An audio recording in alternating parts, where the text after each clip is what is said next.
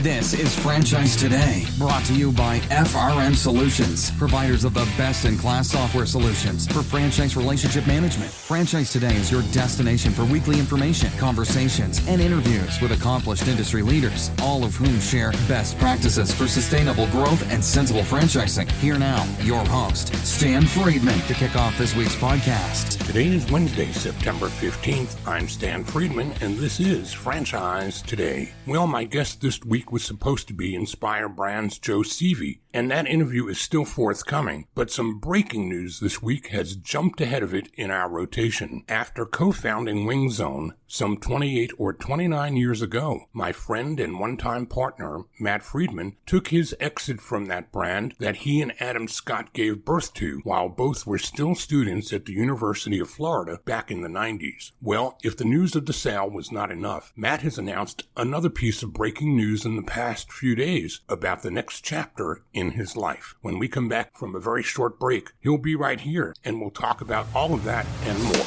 Franchise Today will be right back, but first, a word from our sponsors. Hey, franchisors of restaurants, bars, grills, and taverns, and multi-unit franchisees, listen up. This message is for you. Atmosphere TV wants to help you cut costs on overpriced cable TV for your business and either replace it completely or partially if sports programming is essential at your locations. What Atmosphere TV provides are 100% free programming options with nearly 50 channels of highly engaging and entertaining programming that is audio optional and guaranteed to please your customers and even increase their average ticket per visit. So here's how it works. Atmosphere hooks you up with an Apple TV HD receiver loaded with nearly 50 channels of fully licensed, no cost to you, fun and lifestyle programming. These channels include Jive and Red Bull TV, bloopers, superhuman feats, and an array of viewing options that don't require sound to be enjoyed. And this offer is not just limited to restaurants or bars. No, any business with a TV screen in its waiting room can benefit from Atmosphere's free programming offer as well. So what are you waiting for? Cut the cord on overpriced cable and get Atmosphere TV with its 100% free, engaging, and entertaining programming options. Keep your guests happy while they wait to see you instead of watching the clock and their wait times. Chiropractors, doctors, dentists, auto repair shops, anyone with TVs in your waiting rooms, jump onto this amazing offer today. And if you text the word franchise to 474747, Atmosphere will waive the $100 setup fee for the Apple TV HD receiver that they'll ship to you as well at no cost. Atmosphere TV, changing the way businesses view television. Find them online at atmosphere.tv, and remember, text franchise to 474747 for the no-charge Apple receiver. Cut the cord and get rid of cable today with Atmosphere TV.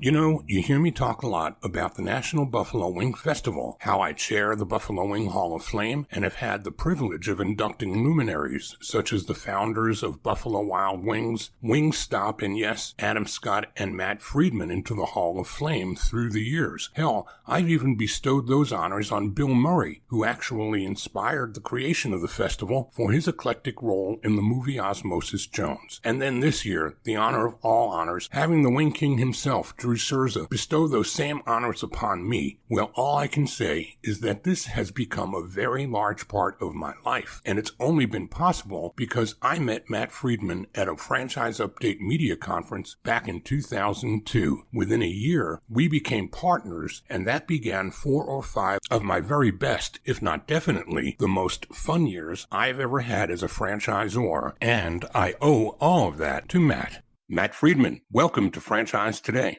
Thank you very much. Thrilled to be here. My good old friend and former partner, Stan Friedman. Great times, Matt, are upon us both, and exciting times, actually. And we're going to get to the story of what is now the breaking news of the second act of your life with a new position as CEO of Franchise Founders. But we can't get to there without going where we always go first. And that's a look back at how franchising found you, when that was, and what brought us to where we are today and what we'll be talking about in the second portion of our interview. So for now. Roll it back for the audience, Matt. How did it all begin? Well, it began back in 1993 in Gainesville, Florida. I was a student at the University of Florida, and I had a passion for buffalo wings. I also had a passion for business, and so I came up with a very simple business plan. We would offer delivery, a variety of different wing flavors, hit those college students for their fourth and final meal of the evening, and we really looked at a similar model to a Domino's pizza, except our focus was wings. With only a $500 investment, we launched this in our fraternity house. Probably not the most legal business, but I think our time has passed where no one's coming after me. And we started with a very simple business model, grew it from one location in 1993 to 6 locations by the year 2000. And then, like so many successful businesses, we ventured into franchising in 2000. And how did you go about that? What did you know about franchising that made you think that that was something that you were going to be able to scale and grow your business doing? Where was your prior experience or thought processes, or what brought franchising into the forefront of your mind? Well, I think, to be honest to the listeners, my knowledge base about franchising was almost non-existent. I was smart enough to be able to study successful franchise concepts, and I looked at things that I thought that others had done. Was this duplicatable in different markets?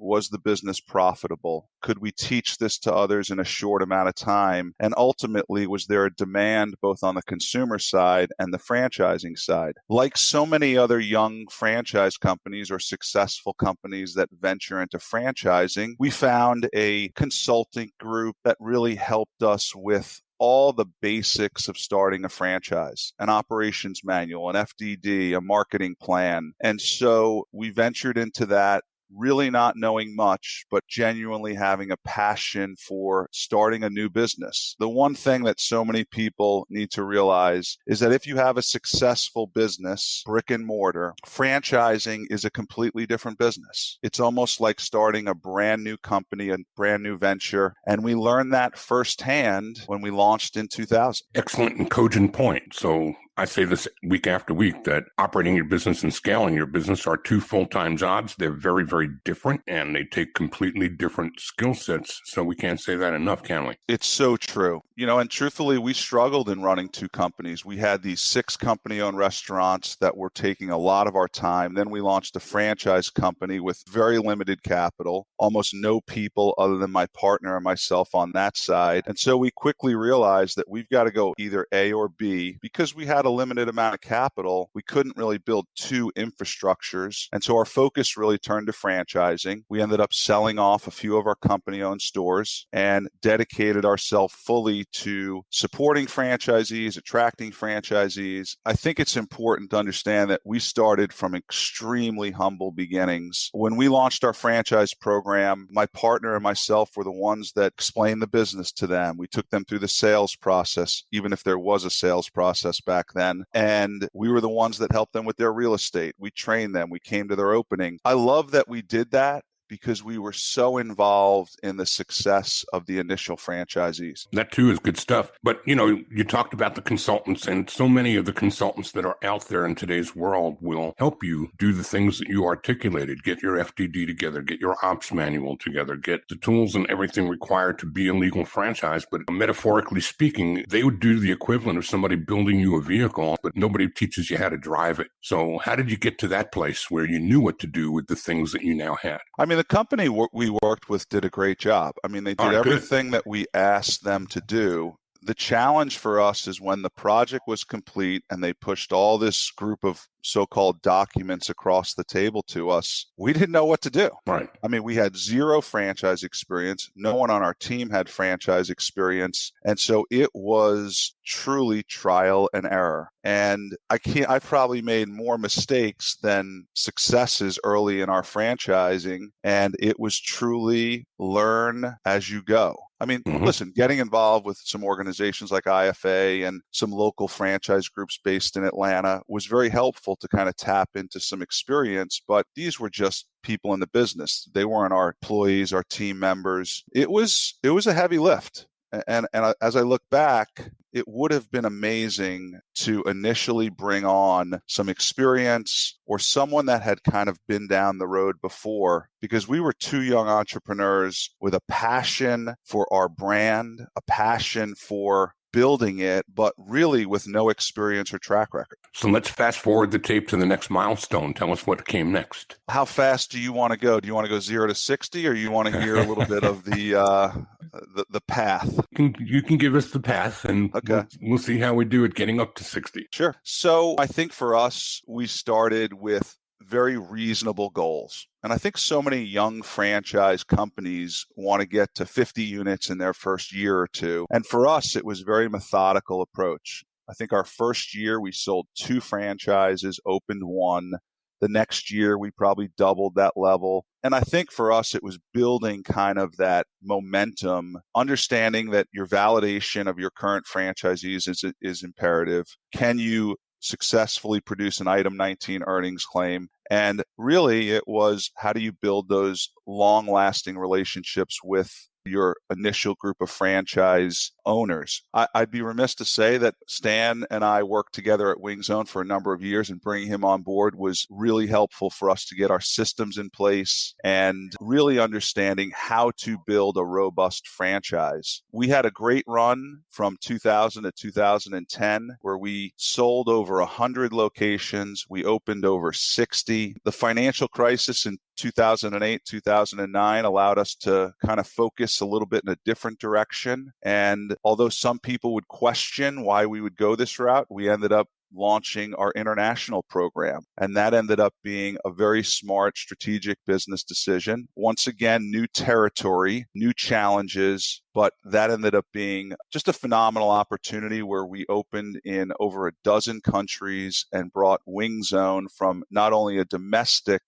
franchise brand, but to a global franchise brand. And I think, too, it's something worth sharing with the audience that even though at the years and time that I spent with you as your partner, Wing Zone was a tiny little company as compared to a monster like Buffalo Wild Wings, who just gone public and put the wind at our back in a large part, didn't it? We were able to capitalize on all the attention that their public offering brought to the wing segment, and they were in so many markets completely sold out and committed already, which gave us nothing but room and opportunity to grow in the halo of what they had done, bringing the profile of wings to such a high level. Timing was pretty important, wasn't it? It really was. And I think so many times, so many brands are like, we got to be number one. We got to be number one. Sometimes you have to know kind of where you fit in the category. And, for us, we were focused on being in the takeout delivery business, no different than Domino's Pizza, but in a different kind of food category. And we had to do some explaining to do, like, listen, we're not Buffalo Wild Wings. We're not a sports bar. We're something different. But it did kind of put wings in the viable category of franchising. Mm-hmm. I mean, if you look at companies like Buffalo Wild Wings and Wingstop, listen, they brought in a tremendous amount of capital. They went private equity. They eventually went public and some of these things. And for us, we did keep it pretty lean and mean. We had kept really all of the ownership between a very small group of people. But, having some national brands give credibility to the wing category really helped our growth. I mean, we used PR as strong as any, I think, brand out there. I mean, I was really the face of the company and the spokesperson, and I thought that was an important role to be able to explain not only our business model, but our story and really the category. National Buffalo Wing Festival played a little role in that too, didn't it? Listen, one of the best events probably in the country. And for those listeners that don't know it, over 100,000 people come up to the birthplace of wings in Buffalo, New York, every Labor Day. And it's for people that absolutely have a passion for wings. Restaurant brands and companies from all over the country come there, showcase their products. And it is one big festival with a lot of wings and a lot of cold beverages and a lot of fun, but it really gave us credibility. The one thing I think that was our best experience there was the true people of Buffalo, New York, which are probably some of the nicest people I've ever run across, gave us credibility that said, man, you guys really do it right. Like, you are serving authentic buffalo wings. And it's kind of like a feather in your cap or a pat on the back.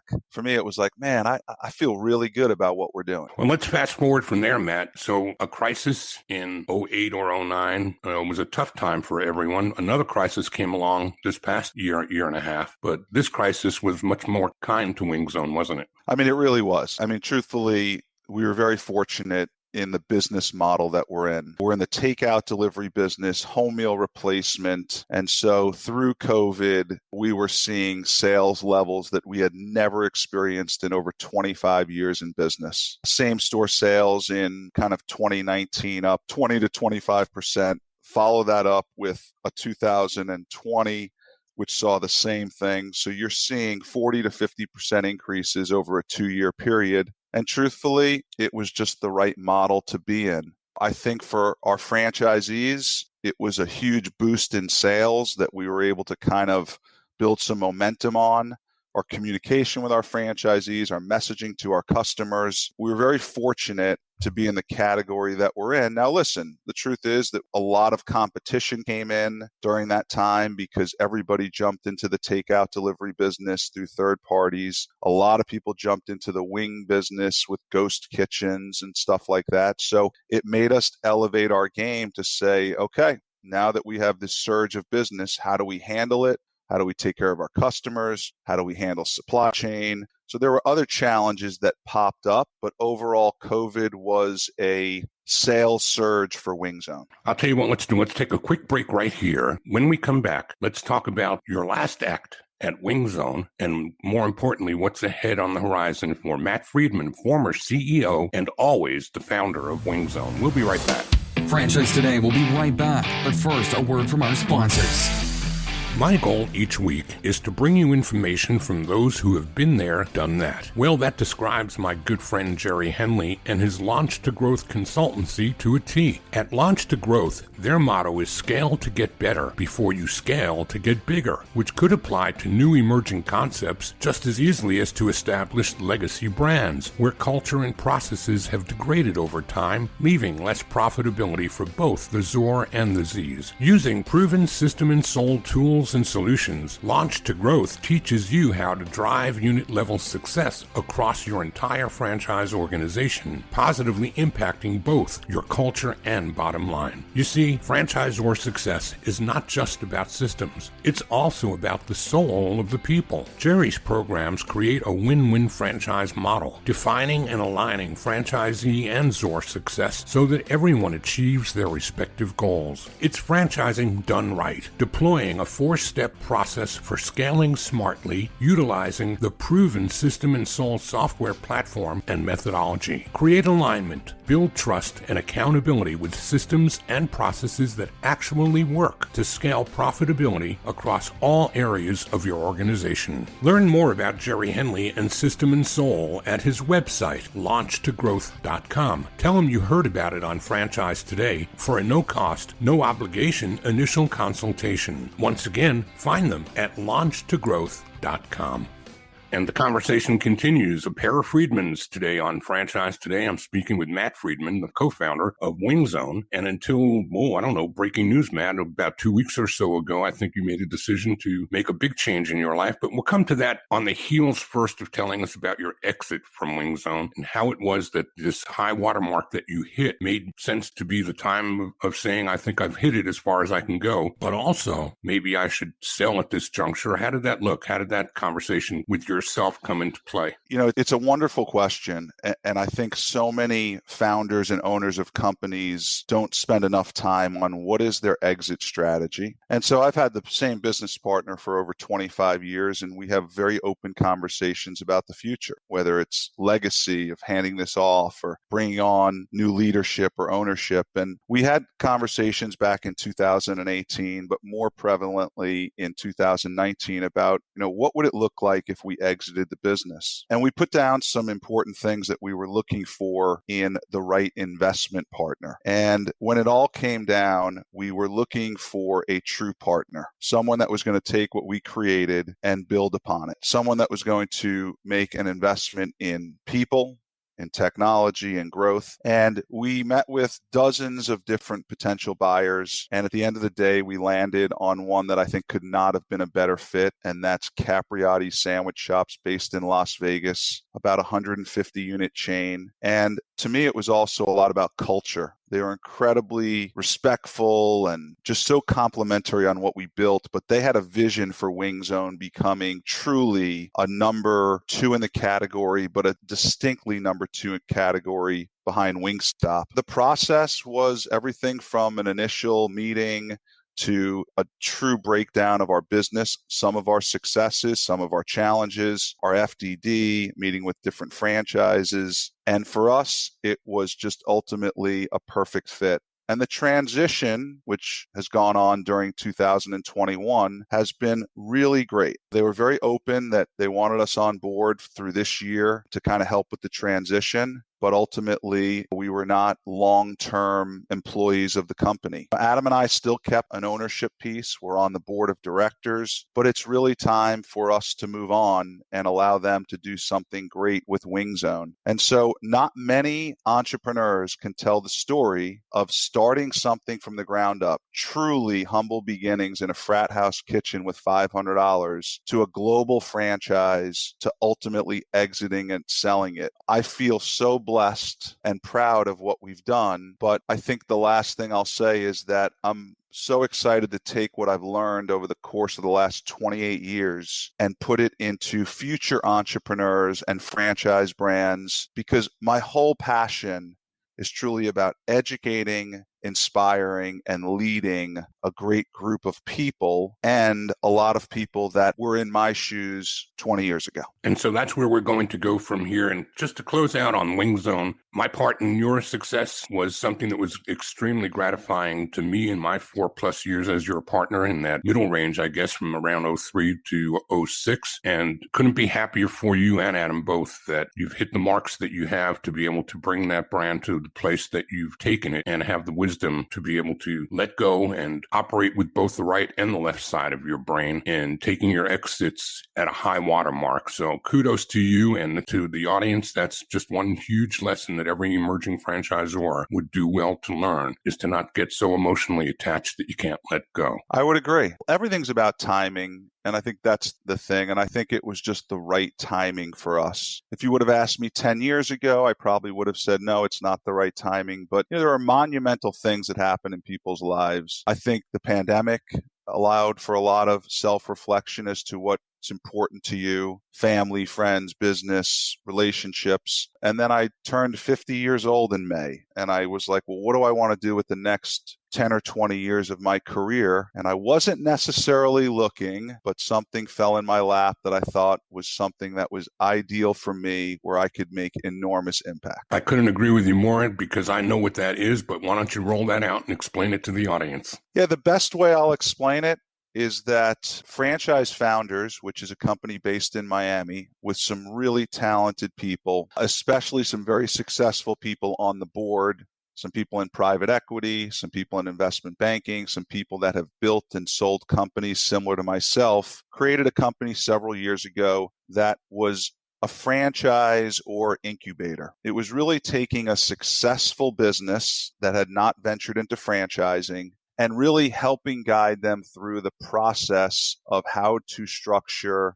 and build a successful franchise company. Now, there's a lot of people that do what I just said, but the big difference between Franchise Founders than others that I was most excited about is we make a capital investment into the franchise company for each of these new brands that are venturing into franchising. So not only are we providing support where we have in-house legal, we have in-house operations and training, we have in-house franchise sales, but we're actually writing a check with you where we're co-investing into the franchising of a new concept. And I shouldn't say new concept, because these are established businesses that have successful models and units, but they have not ventured into the franchising route. And so I had the opportunity to really do my own due diligence. I met with the board, and I felt that it was the ideal culture for me. I love entrepreneurial companies. And so that's exactly what this is. We haven't been around for years. We've made some investments in some brands, in fact, 6 to be specific. But I looked at the business model, which I thought was unique and different than what's out there. I looked at the entrepreneurial spirit of franchise founders, which is there. And then I looked at the people. And if I could have hand selected an opportunity that would fit me where I want to be in my career, this is it. So what you're going to get to do is everything that you did at Wing Zone, which is have your hands very much on the clay, but you're going to be doing that across legions of brands, not just one at a time. That's right. Right now, we've made a financial investment and truly partnered with 6 brands that are new to franchising, and we'll continue to look at others. I think what's important from our side is we want some of the criteria that we ultimately look at is a solid ownership and team, meaning the founders of these companies and how involved are they, how much do they know the business, some proven success, obviously profitable. But I think what's most important are these 2 categories. We are looking for a unique segment, something that is not overly saturated, and then we're looking for culture, people that we really can work with, because the difference with franchise founders is we're not just doing a pay for performance, meaning we do A, B, and C, and you pay us for this. We're actually putting the money in with the founders or the owners to build a sustainable, strong franchise model. One additional piece I wanted to add, Stan, is that if Wing Zone, as Adam and myself launched our franchise program in 2000, if we would have gotten involved with a company like Franchise Founders that would have helped guide us through some of the learning curve, some of the mistakes, I believe we would have ramped up our success and franchise growth at a much more rapid pace. But ultimately, it didn't exist back then. And so we had to kind of learn a lot of things along the way. And I just am genuinely passionate about the opportunity that not only I can serve as CEO, but the impact we're going to have with other young entrepreneurs, which truly is my life's passion. What about market segments, Matt? Are they diversified in the companies that they bring on board, or are there specific market sets that you're interested in? You know, truthfully, I think that we're interested in food, but it's got to be unique food and very relevant to where we think the industry is going, which is low labor or limited labor, technology, food to go, small footprint. But truthfully, we're looking at franchise brands that can provide a quality of life with a strong return on investment for our franchisees. And so one of the brands is Patriot Broadband, bringing internet service to rural America, really desolate areas where internet is not prevalent right now unless you have this expensive satellite dish on your roof. Other ones are Riziri Salons, Extension Envy, Bobby Shea's famous crab cakes. So I think for us, it is a multitude of different brands. But I think for us, it's really about the quality of life for a franchisee, and it's a unique segment that is not overly crowded, which is hard to find.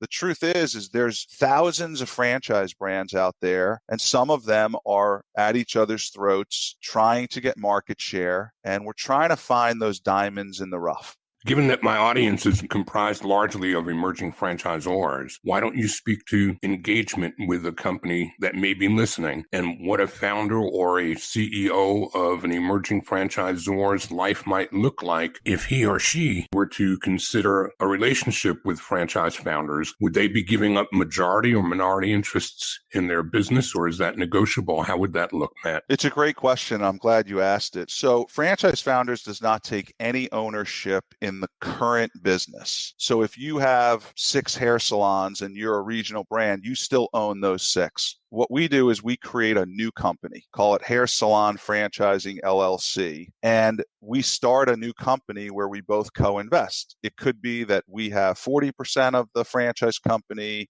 It could be that we have 60%. It just depends on kind of where both sides want to live in it, because we're co-investing into the launch of a franchise company and model. So that's a little bit about how it works. I think for us, if we have brands that are ultimately interested in venturing or pursuing this, we do a very detailed feasibility study. And some of these can be as much as 50 to 100 pages of really quality research that really understand the business, the market, competitors, because I really believe that before you jump in, you've got to do a lot of research and education as far as the segment and is it a viable franchise model. What would your position be for companies that have already made the leap into franchising but are early stage, have begun franchising, and that franchise division of their business already exists? Will they be disqualified, or is there another arrangement that you all make with them? No, in fact, I think that that's an ideal type of partner for us. Someone that probably used a service that got them to a certain point, but they were no different than me at Wing Zone in 2000.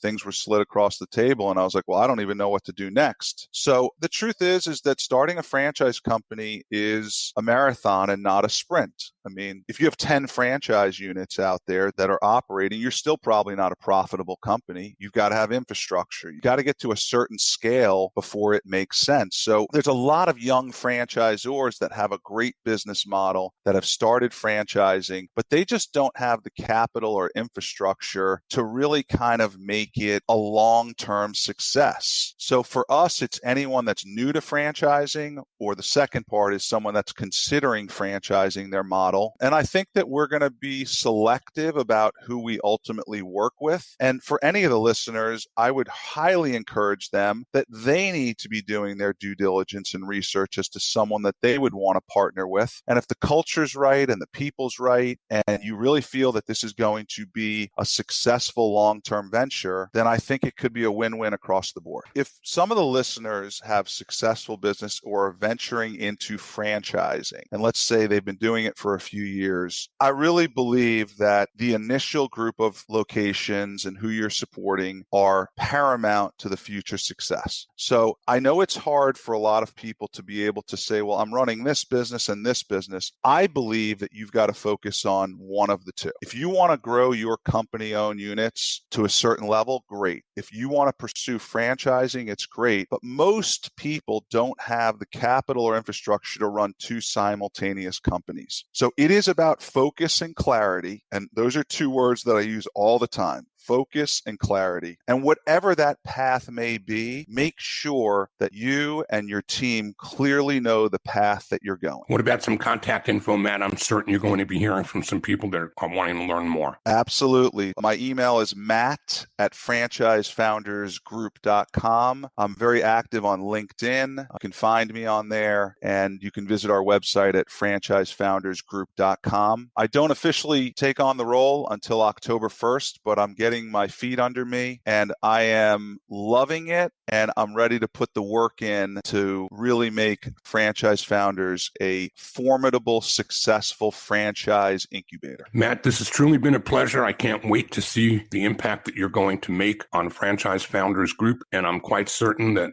Zor Forum and the work that I'm doing, speaking to the same type of audience as what you're aligned with here, we're going to find some pathways to each other to bring two Friedmans back together again. I don't think you could have said it any better. I think both Stan and myself are incredibly passionate about sharing our successes, a lot of our challenges, and really helping a lot of new people in the franchise industry get involved in a phenomenal industry that puts a lot of people into business. And you could not have asked for a better host. And Stan is a wealth of knowledge, and he has helped me immensely in my career. So I want to say thank you, Stan. Well, thank you, Matt. It's been fun being a part of it. The day that you and Phil Friedman both came up to me at a franchise update conference is indelibly stamped in my memory. In fact, I saw that picture in my catalog of digital photos not that long ago. I'll fire a copy of it off to you. It's a great memory. Well, thank you so much, and thank you to the listeners as well. Matt Friedman, CEO, Franchise Founders Group. Thanks for being with us here today.